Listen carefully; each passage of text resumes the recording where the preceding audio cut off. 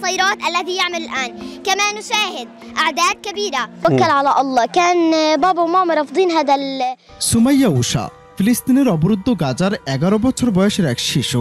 স্বপ্ন ছিল বড় হয়ে সাংবাদিক হবেন, কিন্তু গাজায় ইসরায়েলি বাহিনীর বর্বর হামলার কারণে এ বয়সে সে হাতে তুলে নিয়েছে মাইক, জীবন বাজি রেখে বিশ্ববাসীর সামনে তুলে ধরছে ইসরায়েলি বর্বরতার খবর। গাজার নির্মমতার খবর বিশ্বকে জানাতে জীবন মৃত্যুর লড়াইয়ে 11 বছরের সুমাইয়া। সম্প্রতি কাতার ভিত্তিক সংবাদ মাধ্যম আল জাজিরাকে দেয়া এক সাক্ষাৎকারে সুমাইয়া বলেন, আমি সৃষ্টিকর্তার উপর ভরসা রেখে বাহিরে বের হই। যুদ্ধের আগেও আমি সাংবাদিক হওয়ার স্বপ্ন দেখতাম, বিশ্বের সামনে নিজেকে প্রমাণ করতে চাইতাম। সাংবাদিক শিরিন আবু আখলে আমার রোল মডেল, আমি নিজেকে তার মতো করে বিশ্বের সামনে প্রমাণ করতে চাই। রিন আবু আখলে আল জাজিরা সাংবাদিক হিসেবে কর্মরত ছিলেন।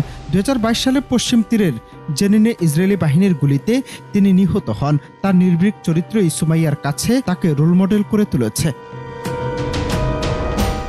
ইসরায়েলের হামলায় গাজা এখন পর্যন্ত যারা নিহত হয়েছেন তাদের মধ্যে উপত্যকায় সংবাদ সংগ্রহ করতে গিয়ে 120 জন সাংবাদিক ও গণমাধ্যম কর্মী নিহত হয়েছেন। ইসরায়েলের অব্যাহত হামলা ও নির্বিচার গণহত্যার মধ্যে রিপোর্টিং চালিয়ে যেতে বদ্ধপরিকর সুমাইয়া।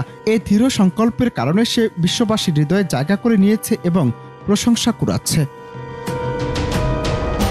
গাজার নির্মমতার খবর প্রচার করতে করতে আজ নিজেই ক্লান্ত সুমাইয়া। তার মতে সে প্রতিবার কাজে বের হওয়ার আগে ঈশ্বরের উপর ভরসা করে এবং বাবা মাকে জানিয়ে বের হয়। ক্লান্ত সুমাইয়া বিশ্ববাসীর কাছে খবর প্রচার করার মধ্যেই তার আহ্বান, সে চলমান এই যুদ্ধের অবসান চায় এবং বিশ্ব গাজার শিশুদের মানবিক সহায়তা প্রদান করবে। একটি ভিডিও প্রতিবেদনের শেষাংশে এই আহ্বান জানান সুমাইয়া।